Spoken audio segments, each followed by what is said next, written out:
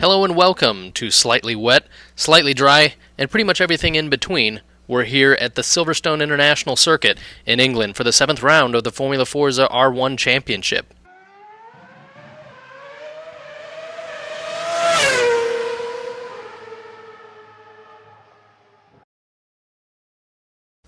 Commissioned as a World War II airfield, Silverstone began life in 1943 under the control of the Royal Air Force. After playing host to a plethora of aircraft, it was converted to a racing course, and got its first taste of racing in early October 1948. It played host to not one, but two Formula One Grand Prix in the span of just 7 months, and that's only 9 months after the construction of the racecourse began. Now, 65 years after the first cars thundered around this legendary course, it once again plays host to the beasts of the Formula Forza R1 Championship. I'm your host, Ryan McDowell, gamertag Siphon68, and I am joined as usual by the Jet hooligans, Derek and Brad James, gamertags Magnum278 and WennaJ. Alright guys, let's move right on into the Road America race recap. Ryan, do you have our post play-by-play of Group A? Absolutely. So let's first start with, qualifying is where we really should start off at, and it is 3-day open qualifying for those of you that aren't familiar with how our qualifying works. The races are on Sunday. Thursday to Saturday is open qualifying where people qualify on their own time, submit their times via the website, and we can see the times update. As administrators, we get to see all of the times. The drivers themselves only get to see partial times for those within half a second of each other. And although this isn't the closest qualifying we've ever had, we did have... It ended up the Boulin Wall out-qualified next fastest Alex P by roughly a little over a half a second with a 1:42.352, which is really unheard of at this track. I mean, it is just totally crushed the pole position from last year, which was a 43.7 around the track. So. Yeah, a second and a half faster than pole position from the 2012 season, and this is with regulation now about the transmissions and things that perceive to make the cars go slower than they were able to go last year, and in a Bentley no less, versus last year was in the Acura. So yeah, I mean it ended up being a pretty crazy qualifying session. Some pretty big surprises. We saw first Caterham Team GB pop right up to the top. XY101 actually sat in third place for a while, and you two, Brad and Derek, you guys were quite high on that list until late on the third day when practically everybody put in times. But, we saw 10% restricted in flames after his win.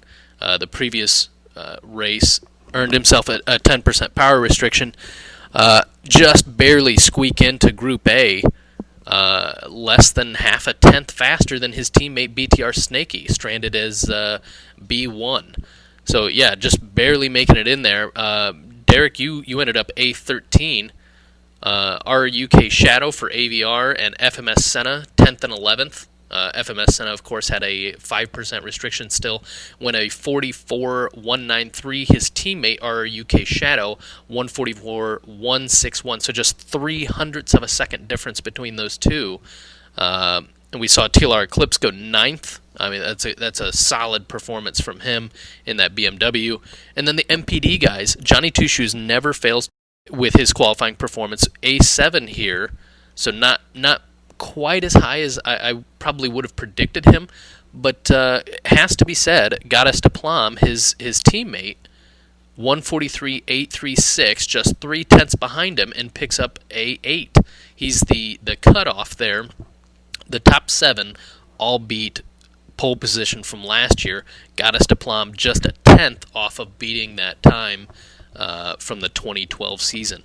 So yeah, it really surprising how close it was. It was like nearly 15 drivers almost that were all in the 144s. So really tight grouping of drivers here. And then toward the back, it does start to fade off a bit. The other thing we did see is a new teammate for JRM Racing, and that's Slamont 24.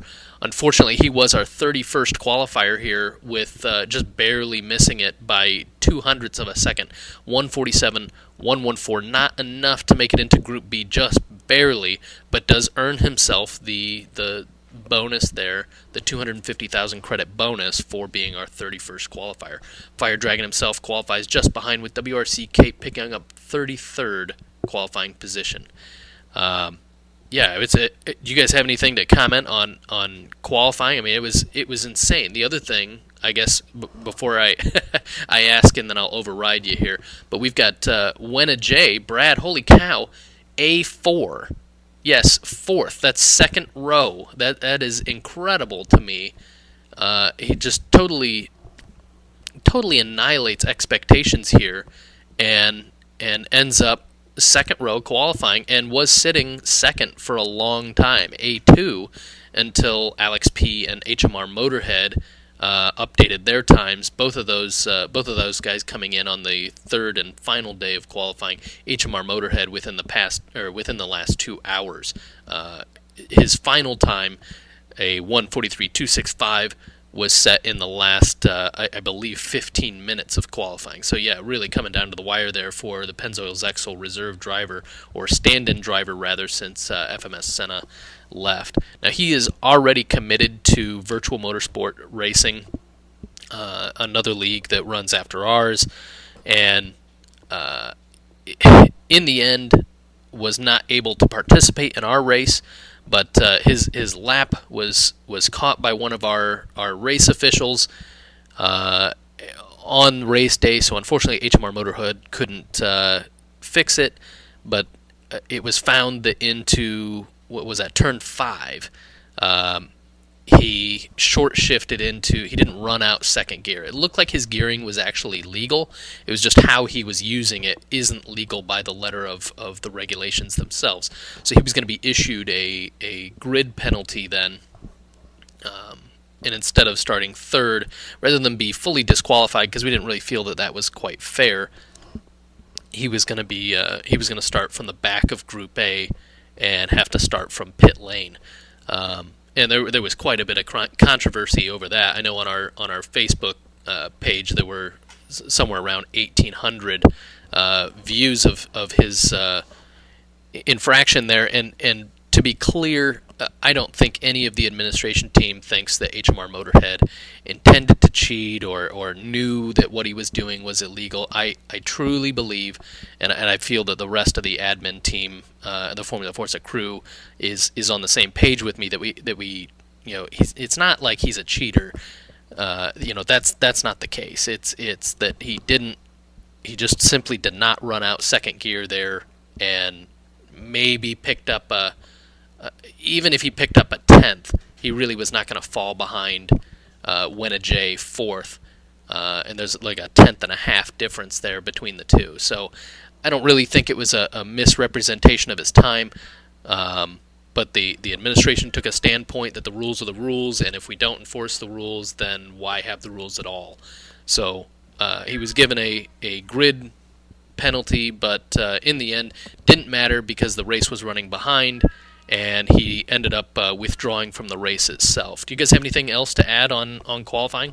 Yeah, I think in the case with Brad, I think he got kicked into gear because I finally could not take it anymore and posted a meme on the JET Facebook page saying that it was, I think, Sudden Clarity Clarence, the picture of the guy like really wide-eyed in the middle of a crowd, and it was like WennaJ, and he's like, if I actually practice before qualifying, I might do good. And I think he just felt so bad that he actually just qualified and practiced and actually tried this week. And when Alex P and Motorhead got ahead of him that last day, I think it was just guilt for feeling that they were actually getting beaten by somebody who doesn't practice, and they were like, well, we can't let that happen.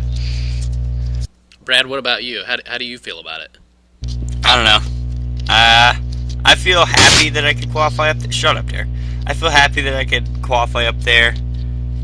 and it shows what I can do as a driver, so that's promising.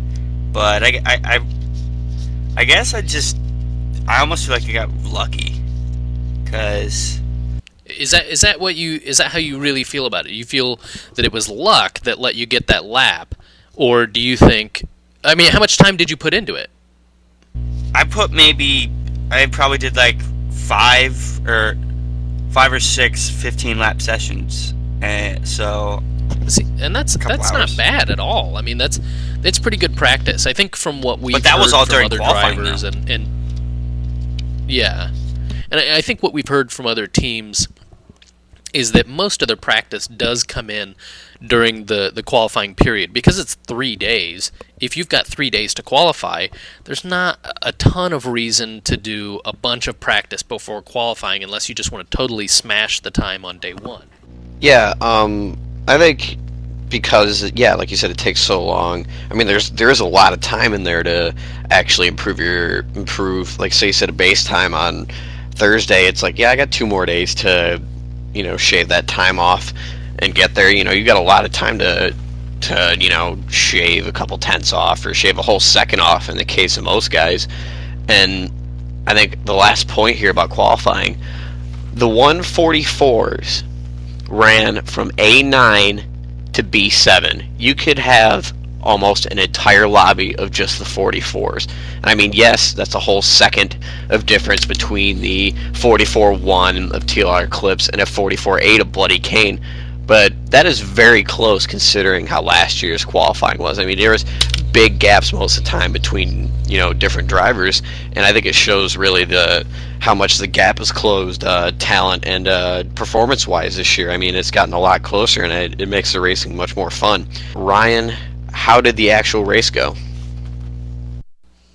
So the race itself was a bit of a runaway for the Boulin Wall, but as predicted, this was the first race he came back and really switched on. Now, previous race at Motegi, he had no restriction, but positioned himself to finish off podium on purpose, so that he would have full power for this race.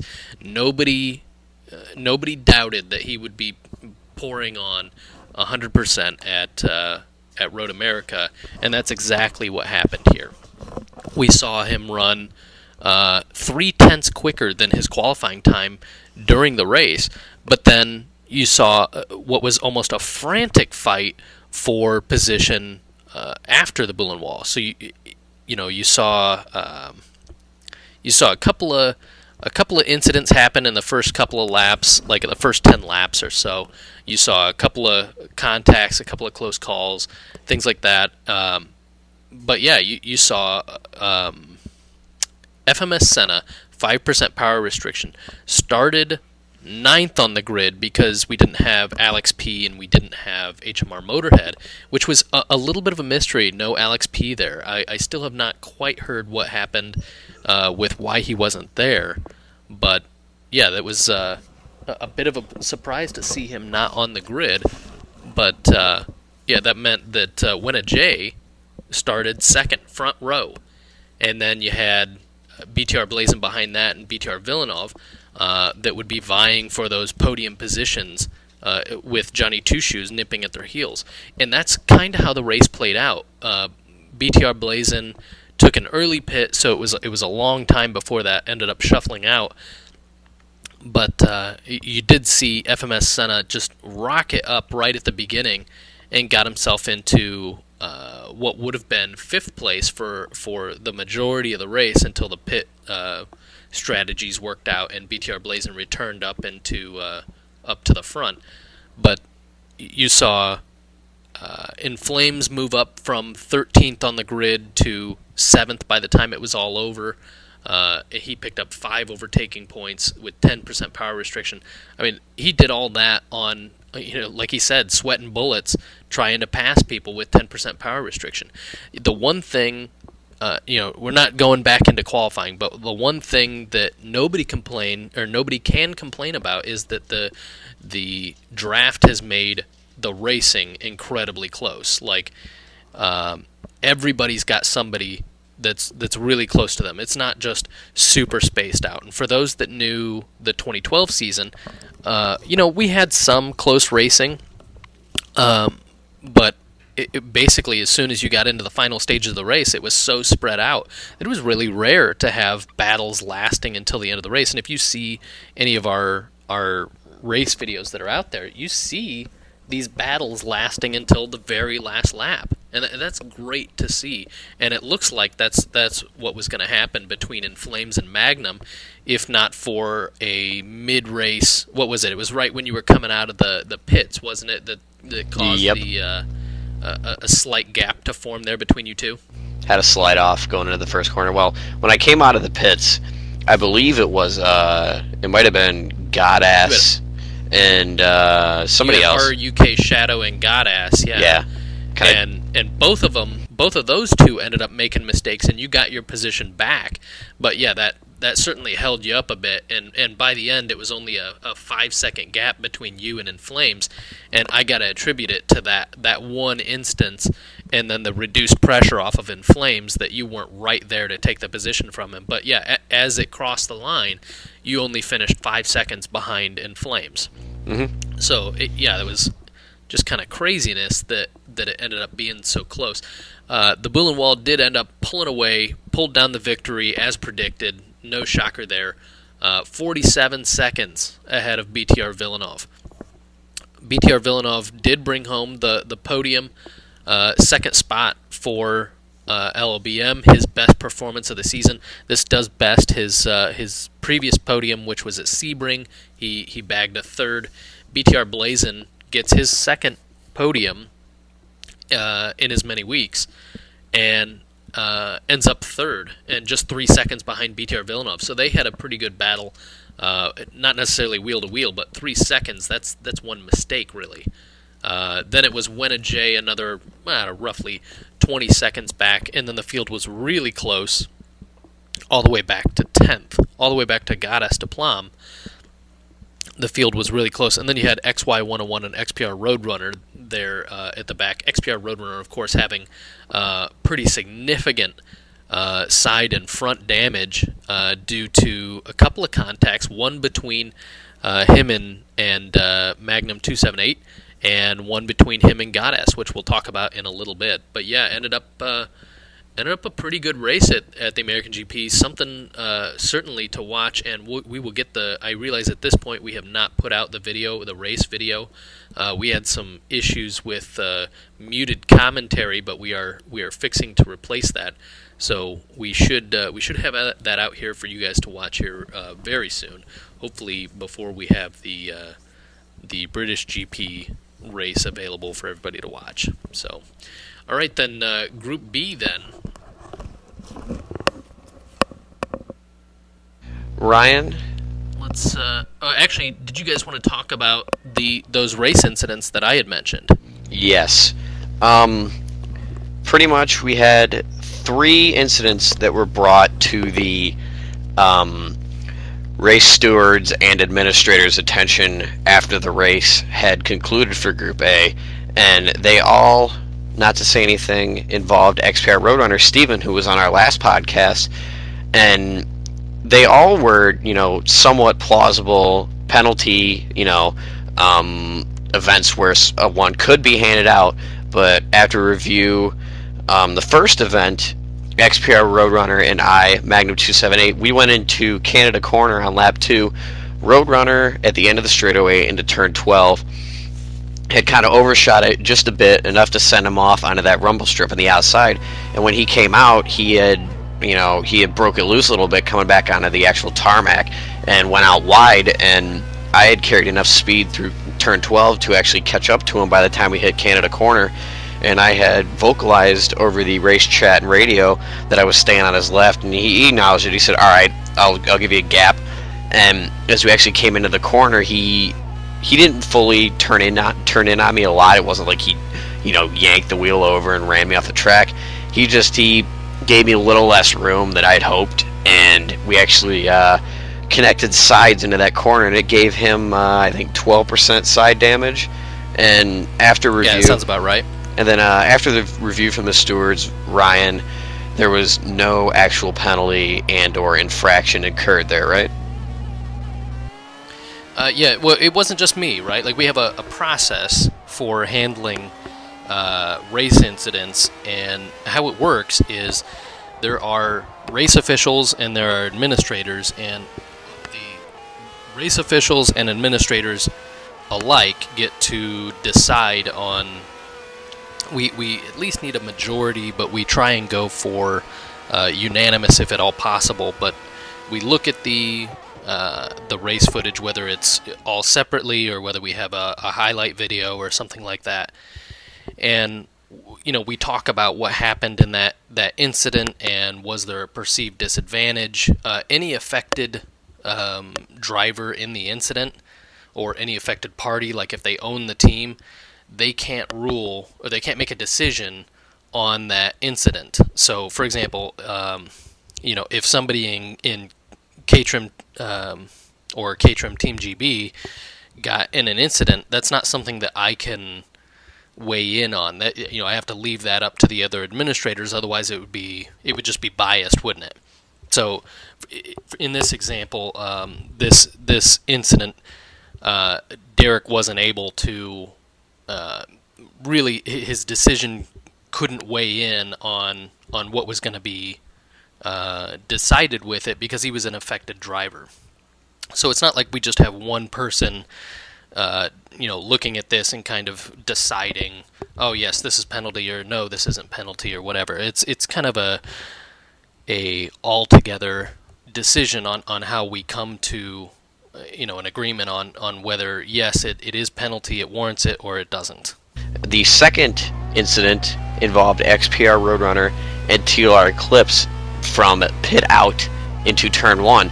Roadrunner had pitted, and as he was coming out, Eclipse was going to at least come near him and or get around him going into the first corner. Roadrunner had actually took the inside line on the corner, took the racing line, which, I mean, we all agree, out of instinct, you should take the line. But being the slower car, Eclipse kind of had to check up and go to the outside, and in that move he managed to get on the gas enough, and because he was on newer tires, well, not newer, because he had more worn in, more grippy tires, he managed to catch grip on the outside of that of turn 1 and kind of shoot away around the outside. And Roadrunner had came to us race stewards, race officials, and the administrators and said that it was an illegal pass on the outside, and that there should be a penalty for that. He had called back examples from Hockenheim where certain Formula 1 drivers and other drivers in R1 and other stuff had went very wide on that first corner at Hockenheim and managed to gain an advantage. And what Eclipse did, when we officials and administrators went through the replay, there was almost no perceivable advantage to be gained by going on that outside line. He actually dipped 2 tires off on that outside rumble strip, which actually slows the car down. And we had to explain to Roadrunner that he was actually just a slower car, and logic would point the mind in the direction of just because Eclipse had all that momentum coming down the front straightaway and coming into that corner, he should have been the faster car. And Roadrunner just taking the inside line, he thought that Eclipse should have backed off and conceded the corner to him, but Eclipse thought otherwise and decided to go around the outside. And I mean, more credit to him, that was a good move. And I mean, we finally decided that there should be no action pursued on that one. It was just a clean pass. And the third event, the most prominent one out of the 3, XPR Roadrunner and Godass de Plom into turn 12 at the end of the straightaway. Godass de Plom had managed to catch the draft on Roadrunner coming down after the kink on the straightaway, and he pulled around the right side of Roadrunner because Roadrunner stayed on the racing line, and Godass de Plom had made a move for the inside of the corner. And he took it a bit wide. He dipped 2 off onto the rumble strip going into the corner, but he actually got the spot from Roadrunner. And he went a bit wide, slowing the car down a bit. And Roadrunner was a bit early back on the gas and ran into the back of Godass. And Roadrunner's issue with the incident was he said that Godass de Plom had corner dove on him. And Ryan, do you have anything to tell the viewers about that? Yeah, so initially, and when we bring up these incidents, it's more to explain what happened on track, give people an idea of some of the incidents that do happen, not, oh, look at this guy that brought up these incidents that are frivolous. None of these are frivolous. They all deserve to be looked at and considered. But we do have to weigh what was happening at that point, who made the wrong judgment call, and did it affect the other person's race? Was it the other person's fault? And if yes, did it affect the other person's race enough that they fell positions from wherever the race or for wherever the incident occurred? So covering this specific incident, Gottas de Plom had been trying to catch the slightly hindered XPR Roadrunner's Ferrari for several laps, and he got a pretty decent run into the carousel behind him. And as he exited, Gottas de Plom got a great exit off of the carousel and was reeling him in. At the kink, just after the kink, he was in the draft then of XPR Roadrunner and was reeling him in the whole way. And just before they entered braking zone, Gottas de Plom went to the right for a out-braking maneuver, which is kind of a bold move on a Ferrari. I mean, there isn't a car that can out-brake the Ferrari under normal circumstances. In this instance, XPR Roadrunner's front end had that 12% damage that we already talked about, so his braking was already affected. When XPR Roadrunner took the normal racing line, which leaves the inside unprotected, he didn't shut the door on Gottas. I don't think he knew that Gottas was there, that he was right there ready to do that overtake. So he took a normal racing line. Gottas de Plom lined up a pass under braking and pulled off the maneuver. He stayed on the track, pulled off the maneuver, got 2 tires off on the right, but the lap was still clean by at least staying on the track standards. I mean, it was already uncertified by being by drafting, but he didn't have to go off the track to make the pass happen. It must have taken XPR Roadrunner by surprise, and admittedly, Gottas de Plom did not call out the pass, which is not regulated, but it certainly is a common courtesy that you do call out, because in a real car you could just turn your head and look in a mirror, you could tell that a car was right there. And there may be an argument that even in a racing game you know that the car is that close or not. But if your eyes are always looking forward, which I think in this instance XPR Roadrunner was looking forward, it looked like Gottas de Plom almost totally took him by surprise, made the pass, and XPR Roadrunner actually accelerated right into the back of Gottas de Plom. Certainly not intentionally. I think he was just expecting to accelerate out of the corner, and then Gottas de Plom was already there, and then it caused a rear-ending of Gottas de Plom on the exit of turn 12.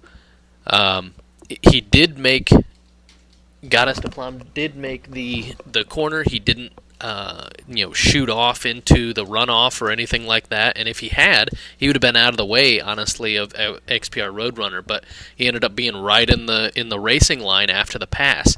Now, we did have to issue a warning to Gottas de Plom, but in the end, we couldn't see that it actually was Gottas de Plom's fault. It was a little bit of fault of both there, but either whether you call that negligence on XPR Roadrunner for not knowing that Gottas de Plom was right there or accelerating into the back of him, or is it Gottas de Plom's fault for making I'll go ahead and say a pretty bold pass without calling it out. I mean, that's neither side are we really happy with on that pass, but still, we know that both of these guys are very clean drivers. We know that Gottas isn't a trash you off the course and wreck into you intentionally or even recklessly, and we know that XPR Roadrunner isn't frivolous with with trying to point fingers and things like that. So in the end, it came up that we could not issue penalty on XPR Roadrunner or Goddess de Plum in any of these instances, and we just had to let the fallout happen. And one thing that led to this is we kind of understand where XPR Roadrunner is coming from. I mean, you look at your incident was on lap 5. You're coming into turn 13. He turns in. It looks like he just makes a little bit of a misjudgment there as to when to turn in to come in behind you to grab draft, and he runs into the side of you, causing 12% damage to his front.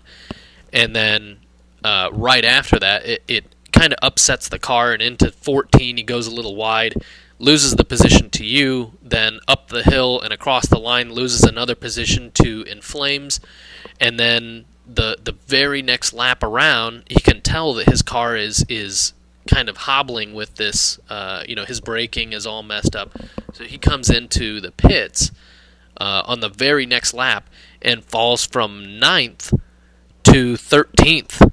TLR Eclipse, that's the other incident we were talking about, passes him as XPR Roadrunner's coming out of the pit. So he loses just a load of positions here, and when he does get passed on the outside in turn 1, TLR Eclipse goes wide to avoid, he's already talking about a car that's understeering, and who knows how wide he's going to take turn 1. So I don't know that I really would have done anything different if I was in TLR Eclipse's shoes. I think I would have ran that wide as well and did not impede his race. He ended up getting back that position in the carousel just 6 laps later.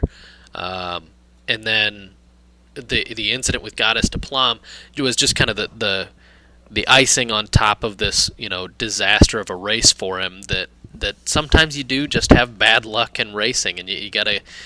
It sucks, and we do need to look at all these incidents and make sure that there's not something to pursue here, negligence or whatever on another person's behalf that ruins somebody else's race. But it just sometimes it ends up being a bad roll of the dice on the race weekend. Group B, the results ended out the podium being BTR Snakey for Bosch Tech Racing taking first for Lobby B, with Bloody Kane from Rising Sun in second, and James Hall, my co-driver from JET Motorsport, rounding out the top 3. But we have one incident to talk about for Group B, and it was Adam Watson and Scurry 76, and right at the beginning of lap 1 in turn 5, Watson comes in way too hot into turn 5, the end of that middle straightaway, and rear end Scurry 76, and there was and the incident was looked at by the race stewards and administrators, and a 4-point penalty was dished out to Adam Watson for this event. Ryan, do you have any more details to enlighten the listeners of? Yeah, it just looked like it was all happening so quickly. It was first lap, so tensions are high. They go down into turn 5, which is one of 3 high-speed corners, and you go down to the lowest speed on the circuit. So it is one where braking overtakes happen. But I don't know that Adam Watson was really close enough to pull it off, but what ended up happening is Adam Watson got a pretty heavy draft off the back of Scurry 76, moved out to the left just a little bit too late, and I don't know that once he made that maneuver, I don't know that there was really anywhere for him to go. Scurry 76 turns in, makes his line through the corner. The pass wasn't called out, same as the other one, but it was just a complete corner dive. Adam Watson, there was no way that he could have made the corner. Even if Scurry 76 wasn't there, he was coming in just a tad too hot with that draft. He would have slid off into the runoff, but Scurry 76 was there, and he just plowed right into the side of Scurry 76. Now, no damage really to speak of. I mean, there was some side damage, but really wasn't too much.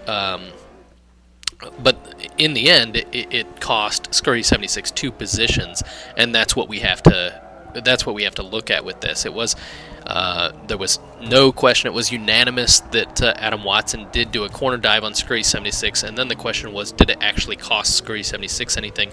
And in the end, we decided that it did cost him 2 positions, so the 4 points then. All right, Brad, what do our points look like after round 6 at Road America?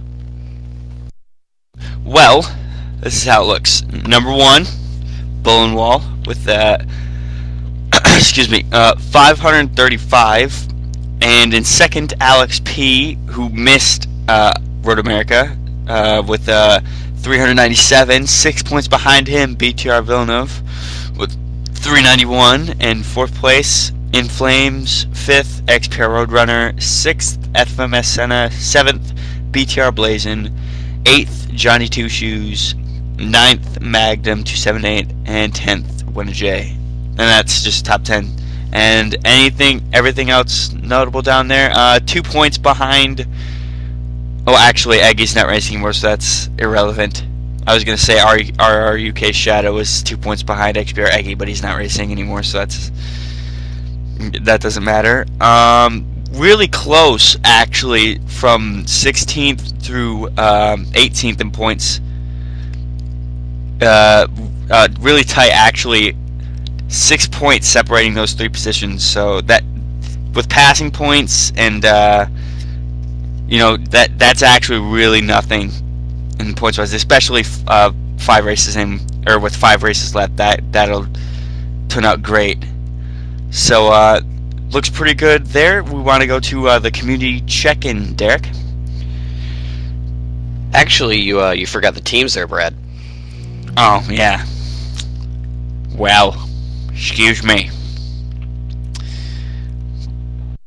Still in first, Pennzoil Zexel with a sizable lead over Serpent Racing. It's over 100 points. Actually, that's 200 points right there. Yeah, 200 points there, Brad. Yeah, I can't do math apparently.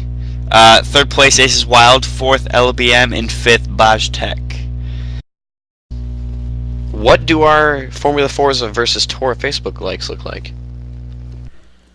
So one thing we've been watching is the fan base of Formula Forza grow over the past few months and weeks, and we've been really growing at a rate that we like to see, and currently we sit at 566 Facebook likes, and our fan base in total, if you take all of that plus all of the unique on the page, we're somewhere around 700 people following Formula Forza, unique members that follow Formula Forza, and that's great. That puts context. We've talked about it before.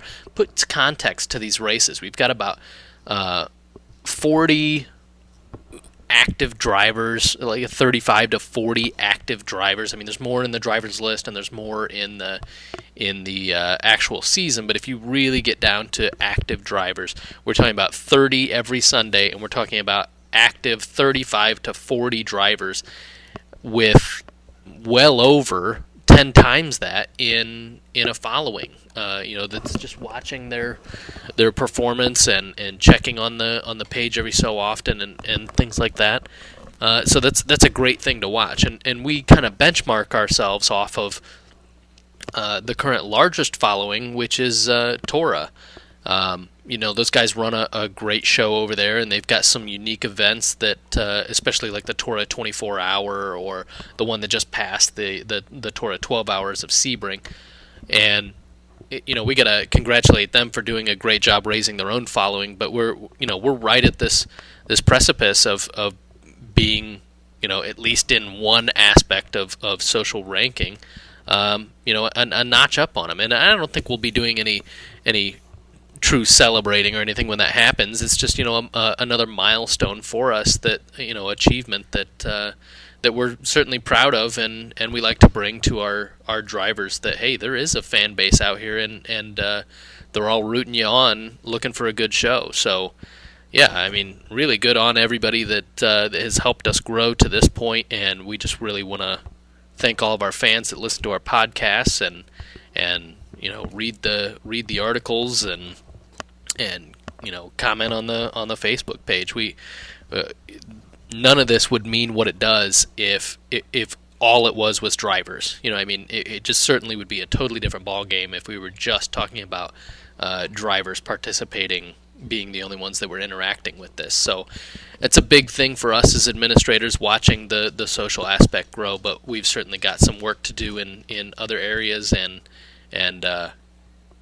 all of us can benefit from having a larger following. Yeah, thank you guys. Moving on, TeamFormulaForza.com in the Toro GT Championship. Last weekend, Silverstone, that endurance event there, was actually the last event of the Toro GT calendar for this series.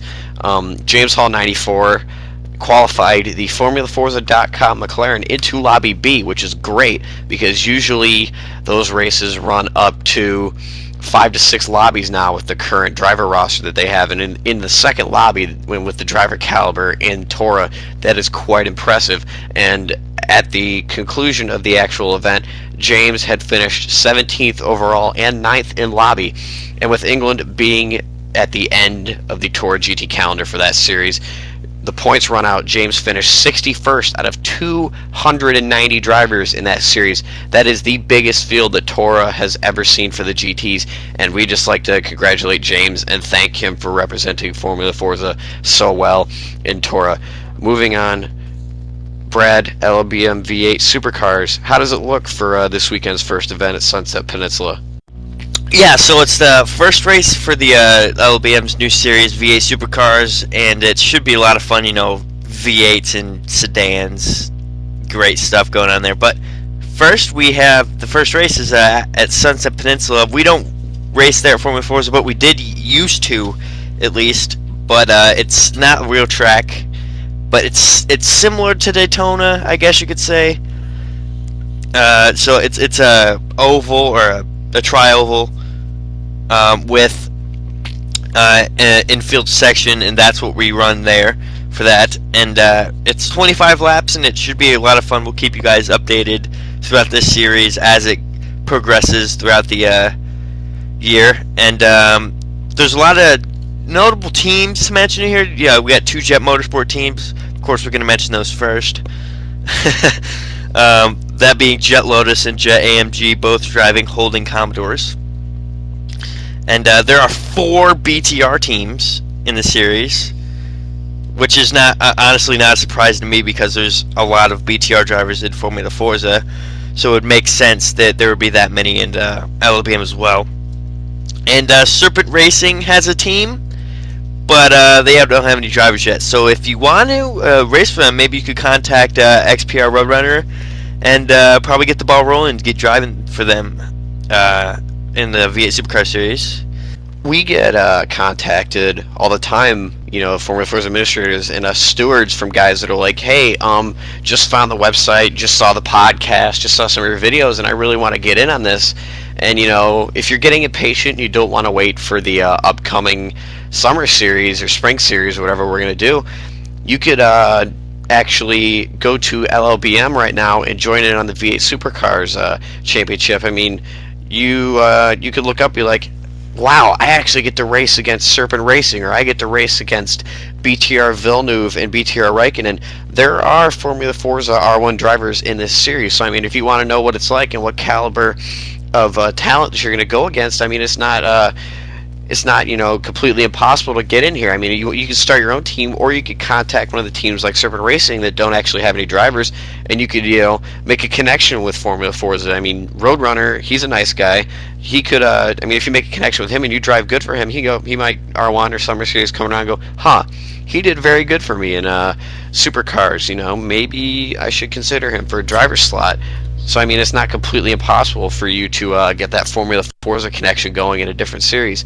Brad, there is actually one more team, well, 2 more teams technically to mention, and what are they? That would be teams from the STR organization, one being Heineken and Verizon. And those are basically there's a lot of other teams in the series, but those are the ones that are most notable, at least stick out. I mean, there's other Formula Forza drivers like BTR Blazing that are on other teams, but these are the ones that really stuck out to me, at least. So we're going to go ahead and move on to the YouTube videos of the week. Derek, your videos first? Actually, yes. My video was from Mike Skeen's YouTube page for the Pirelli World Challenge Round 2. And Brad and I are actually good friends with Mike, and we try to keep up with all the stuff he's doing. And for this video, I chose it because it was his second race in the Hawk Performance CRP Racing Corvette C6 in the World Challenge Series. And if you don't know what it is, Pirelli World Challenge is pretty much the U.S. version of the GT3 World Championship. They're pretty close to GT3 spec cars. That's really what you could compare them to. And it's like they set it up like American Le Mans style. They are sprint races. You shouldn't have to pit during them. They're hour long, but they have multiple classes. They have the GT class, which is the GT3 spec cars, and they have GTS class, which is like, street cars with more horsepower, more extreme aero, and they don't run sequential gearboxes. They run a proper manual. And then they have the TC class, which is street cars are usually front wheel drive, but there's been a couple rear wheel drive cars in there, but they're small hatchbacks or small two doors that are just street cars with a straight pipe exhaust and a roll cage and all the safety equipment in it. And they're usually really exciting races to watch, and you get to watch this from this video from Mike's point of view, and we're really proud of his performance. I mean, he didn't do as good as I'm pretty sure he would like to do, but it's actually a good watch. I love watching his videos. So that was my video of the week. Brad, what was your video of the week? My video was noise. Mine is a video of the LaFerrari. It was during testing, so you don't get to look at the pretty car itself, but you do get to listen, which to me is better than actually looking at it, because I couldn't quite care for it. I don't know if I could pick a harder video to describe, since it's just noise. It sounds exactly like the Enzo, if that helps a little bit. But I was kind of disappointed in it a little bit, because the guy driving it didn't really fully open it up, or at least from the angle or the area on track which the camera was placed. But it was still very enjoyable. So if you want to take a look at the capabilities of the LaFerrari, which it does look quick, if you want to take a look at the capabilities of that before it goes on sale, that's your opportunity to take a look. Ryan?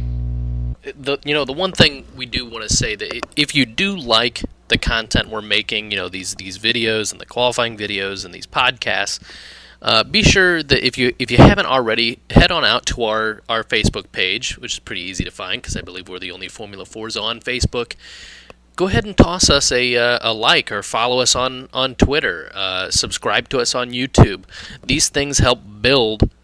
You might not think that one like does anything, but with how social media works, if you like it, it'll show it to your friends then, and maybe one of your friends will also like it. And the bigger following we can get, the more exciting we can make these championships. So that's my little soapbox for this podcast. But if you do enjoy what we're doing, go ahead and throw a like on there, or subscribe to YouTube, or follow us on Twitter, whatever you prefer to do there. The other thing is, if you have followed us and you're listening to these podcasts, don't be shy to comment on some of these posts on the Formula Forza Facebook or Twitter feed. Get right in there and jump with the rest of them. I mean, we'd like to hear from some of our fans, and it was kind of exciting to see some of the back and forth that would happen when we did have one that really got, kind of went viral there for a little bit. 1,800 views on that controversial grid penalty for HMR Motorhead. But that's kind of some of the stuff that the real motorsport needs, is some of that interaction from its followers. So yeah, I guess that's really all I wanted to say, is that we do appreciate our fan base, and toss us a like or subscribe if you can. All right, moving on to the Silverstone GP this week for our predictions for this weekend's race. Now, before we get into any of the predictions, we have to say one thing. We know we're running the old layout of the track. Forza 4 limited us because the new layout of the track was actually completed after the game came out. The old layout from 2011, I think right before they completed, work on the new section of the track, that was the layout that was actually included on Forza Motorsport 4. And yes, we know we're running the wrong layout, and we don't like it. I mean, we do like this layout, but it'd be much cooler if we had the new one. So, getting that out of the way, Ryan, what are your predictions for this week for the Silverstone GP of Britain? So this is going to be a tough one to call, but for me, I've been feeling this way for a long time. The benchmark here is last year's pole set by RRUK Shadow in an Acura ARX 01B. His time was a 1 minute 32 second, 1 minute 32.524, so 32 and a half. I just feel that time is going to be utterly smashed. He ran that time. This was a race that Batman LMP1 was restricted for, I believe. It was his first restriction, so he had a 10% restriction. But our UK Shadow ran this track last year with a transmission that is considered legal by this year's regulations, and everybody knew last year that running a transmission like that was slower than if you would run at this track, even a 2-gear or a 3-gear setup, or clutch popping. He opted not to clutch pop, and I believe for the majority of the season, maybe during this qualifying he ran with traction control, but for most of the season he was running without traction control as well.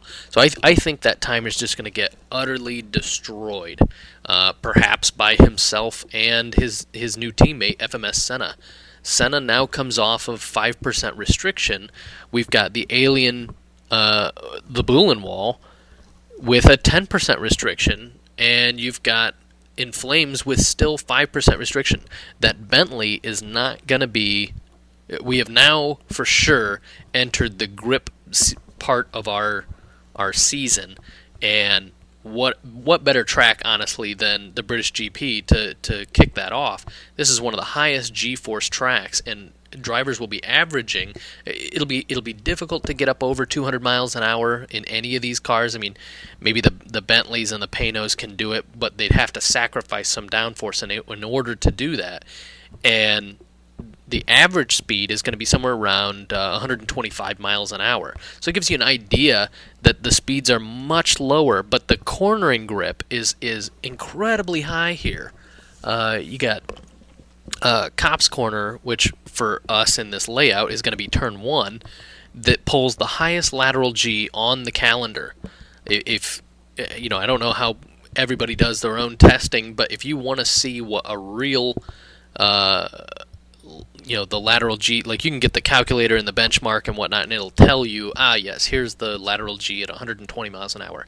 If you want to see what a car will really do, fly through turn 1 and don't go off the track. Like, actually nail turn 1 and then go back and watch telemetry, and you can see what your car is capable of. It's not capable of just, 1 point whatever G at 120. No. It'll be sustaining over to spiking up to 5G in turn 1 if we're talking about these R1 cars. So I think this track will lend itself to some of the perceived faster cars in grip that are currently populating our Group B lobbies. So I think we'll see some drivers come up into Group A that aren't normally in Group A, and then we'll see teams like AVR that have the Mazda Lola. I think you'll see them on pole. That's my prediction. FMS Senna, I have him as pole. It's really going to be hard to say what that pole time is, but I will guess that it's not going to be as much of a smashing as Road America. I don't think we'll see a 131 dead, but I think we'll see close.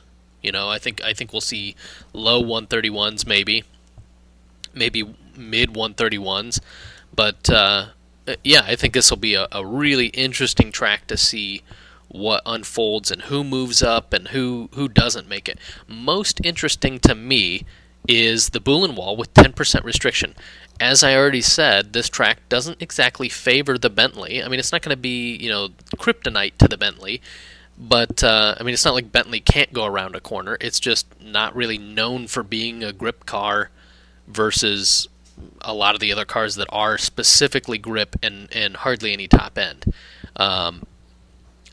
I'm curious here whether the Bullen Wall has enough in his bag of tricks to keep himself out of Group B this week. Now, at Road America, we had In Flames with a 10% restriction, granted at a power track, but he was in a power car and managed A15 by half a tenth. It'll be interesting, and on one hand, I think it's possible. On the other hand, I'm thinking the Bullen Wall is an alien for a reason. He'll pull out more time if he really needs to. But if the Bullen Wall finds himself in a position where he's in a 10% power restricted car on a track that doesn't exactly suit his car, that's going to spell disaster for him if he gets trapped in Group B. I mean, if you're in Group A at all, as In Flames was at the back at Road America, you can kind of make up positions based on skill and consistency and playing on the mistakes of others and things like that. And that's what led In Flames to finish so well at the previous race. So I think if the Bullen Wall finds himself in Group B, it's going to be trouble, because then he can really do no better than, say, 15th or 16th, given who lags out or if anybody retires from Group A. Now, the British GP isn't exactly known for having a bunch of collisions. You get a little, a couple of taps here and there, especially down into Turn 8, or sometimes you'll see them down into Turn 11. You'll see a couple of taps. But this is a fairly clean track.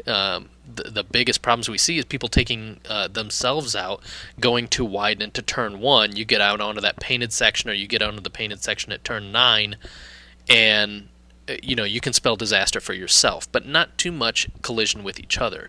So there it is. There's my full prediction for the British GP. Brad, what do you think is going to happen here? Not going to lie, the same sort of stuff. As you said, Ryan, you took the words right out of my mouth. I think the Bullen Wall is going to be screwed here because he's in a Bentley, which is, like Ryan said, not a grip car, and he's got a 10% restriction. So that might not be as bad as it could be. Like, if let's say he has a 10% restriction and we're at Road America, that would be more hurtful than it would be here, because there's not really powerful areas. There's a couple where you need the power of the car, but there's a lot of slower sections.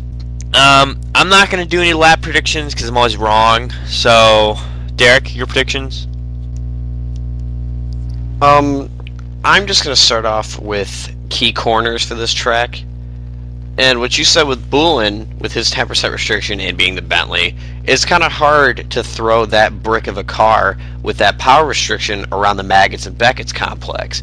I mean, yes, if he pulls it out and gets through there, without losing too much time, he has the hanger straight and the back straight and all the little sections of the track where he can, let the car, open up a little bit. But key corners wise, your conceding zones here are going to be turn 17 through turn 1, but I don't know, that's a bit risky if you manage to catch a guy into going into turn 1, because you could run the risk of running wide there. But the main conceding zone here is going to be from the end of the Maggots and Beckett's complex down the back straight to turn 7, and I think you're going to see a lot of passing at the end there in turn 7. That is going to be a corner that if the guy in front of you gets Maggots and Beckett's, even slightly wrong, or he goes a bit slower than you, you're going to gain a lot on that back straight. And, that might be enough to get you into his draft, and you could, take it all the way down that back straight and get him into turn 7, because that is a wide enough corner. I mean, yeah, it closes down a bit on corner exit, but the entry, there's so much room there to take a different line. I mean, you could be a bit risky and dive way inside and try and catch him, because the racing line, you take it a bit wide off that straightaway. I mean, you could kind of catch him inside. Yes, you run the risk of throwing yourself a bit wide on corner exit because it's short and you could run off. But if you really think you can make that move, you could go for it there in turn 7. But another key corner is bridge, turn 13. If you run down there, if you get bridge wrong, it screws up all of your momentum for 14, 15, and 16. If you get bridge wrong and run off, it slows you down so much that you don't gain any momentum back through those next 3 corners, because there's really no acceleration through there. It's just constant speed. You slow down from bridge to 14, and it's just you keep losing speed as you go through. You don't really gain any back up and then slow down again. It's just a gradual loss of speed through there. So if you go through bridge wrong and run a bit wider, run off, you're already, kind of shooting yourself in the foot for those next 3 corners, and that could be make or break for somebody during this race, Group A or Group B. And I don't know, I can't really make predictions laps wise, because like Brad, I'm usually wrong. But I mean, I would say my predictions for pole, it's going to favor the grip cars here, but I think we're going to get a surprise with there. I mean, the Ferraris definitely will have an advantage here because they are a very quick car and they have a lot of grip. So, I mean, you're going to see them up there as usual, a bit higher, more into the Aliens range this week. But you're going to see a lot of guys from, in the fringe of Group A and Group B normally with the grip cars, finally stepping up and being like, all right, I'm making Group A because I have an advantage at this track. And on the same side of the coin, or on the opposite side rather, you're going to see guys with the power cars losing they're a bit of advantage here and actually sliding down into Group B. You're going to see like the Toyotas, maybe the Panos, and the Bentley slide down further back because like you said, they're cars that capitalize on their raw power, and most of the power cars, they're really heavy and they don't have a lot of aero. So, I mean, I guess you could tune it right, salvage a mid to low Group A, but you're going to see, some unexpected stuff during qualifying this week. I mean, like I said, no time predictions, but I'm going to say come Sunday morning at 12:01 a.m., you're going to be a bit surprised by the qualifying results. I mean, there's a few dark horses here. Somebody might show up. You might get BTR Raikkonen, or who else? You could get some of the JET International drivers. I don't mean to toot my own horn, but you could get like the Hondas or the other Lolas. You're gonna get them way up, or you're gonna get guys that normally are a bit low in Group B making it to mid Group B, high Group B, or even Group A. So all I'm saying is that there's gonna be some astonishment come Sunday morning. Race predictions, I mean, really you're just taking a shot in the dark here. I mean, we made our predictions for Road Atlanta, but none of them really came true. I mean, the whole bull and running away with it, that really, that was like, all right, that worked. But everything else behind that really didn't work. I mean, we said Roadrunner was going to have a decent race because he could still keep up with the power cars, but as well with the slow parts of the track he can handle well. And you saw what bad luck did to him. I mean, there's really no way to predict anything. So that's pretty much my predictions for this week. Ryan, do you have any closing statements? So, last thoughts, I will say that our UK Shadow, I'm going to put him in contention for podium. I think Evan Masena will go pole to win for this race, and I think our UK Shadow is going to be in contention for... it's going to be hard to say second, but I'll say on the podium with his teammate, and it will be, if that happens, that'll be kind of shattering to what happens on the standings. I mean, that will just totally rocket them up. What'll be really interesting is like BTR Ascari had a great kind of debut, I guess, at the American GP, first time he came in, and did really well for himself. Started 9th in Group B, finished 4th. He could have a chance here at getting into Group A. I mean, I don't know what his relative pace has been, but he's driving that Mazda 787. If he can get some good laps down, he may mix up Group A as well. I'll say, other than flat out predicting the entire podium, I'll say we'll probably have 2 retirements, not because of collision with each other. I think 2 retirements because people will either go off in turn 1, turn 7, turn 9, 10, that painted area out there, as you try and take turn 8 and into 9, so I guess that's more 10. But I think one of those areas you'll go off, and whoever can manage the smoothest turn 16, which is that kind of U-shaped, very slow carousel at the end of the lap, whoever can manage the best exit from that, I mean, there's almost 3/10 to pick up there just in that one corner, and if you're taking it horrible, half a second in that corner for a good exit versus somebody that's like feathering the throttle around the whole way. So yeah, I think that's going to be interesting. The pit delta here is another thing. We got a minute and a half for the lap times, and the pit feels forever long here. So that'll be one thing that's interesting is how driver morale plays into the race, because it seems like you're in that pit for forever. And the drivers going around you are going so much faster, because when you leave the pit there, it practically brings you to a halt as it chucks you back out onto the racetrack, versus moving traffic as left turn 1 at somewhere around 130, 140 mile an hour, and by the time they meet the point that you're chucked out of the pit lane, they're doing somewhere around 160, 170, and you're doing about 50. So you just stand no chance of being able to, and the line is on the left there. So that'll be really interesting to see how the pit lane affects the race as well. So that's my final thoughts. Brad, final thoughts on British GP? Any last words you want to say about it? Practice. I don't know. Wait to see what I do. Wise words. We're gonna go there. Wise words from WennaJ. Don't be surprised if I do good. I don't know. Oh, so you're already calling your shot? I don't know. I'll be surprised if I do good too. I think. All right, Derek. How about you? I think any final thoughts on British GP before we sign off? my final thought would probably be watch out for unexpected things. Be that, people qualifying up in Group A that normally wouldn't be up there, vice versa with Group B, people going down, new people coming up like Ascari and suddenly, making a statement like, hey, I'm here and I want to, punch over my weight and be up there with the big guns. And I think you're going to see the lower guys, like I said, punch over their weight this weekend, because they're going to have an advantage with the grip car. You're going to see guys that like normally, oh, well, I guess I'm going for the top of Group B, going middle of Group A.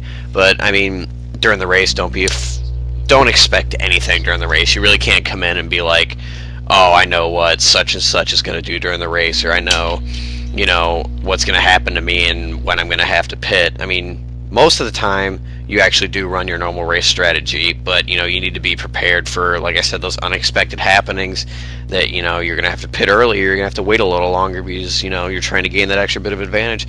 So what I'm saying is keep your mind open and, run with what happens. Whatever you do, just try and take it in stride as much as you can and try and make it work to your advantage this weekend. And that was my final thought. Right, so next time you hear from us, it'll be in another 2 weeks. We'll be talking about the Sonoma GP, our first visit to Infineon Raceway. We've kind of avoided this track like the plague, but we will be visiting there. We'll have to see how that goes in 2 weeks when we're back. Thanks for listening. See you guys. Goodbye. Oh, hello. Got my fish and chips and a crumpet. Brad, they're fries. Shut up. So, wait, I'm like the grumpy cat of the Formula Forza podcast? Yes.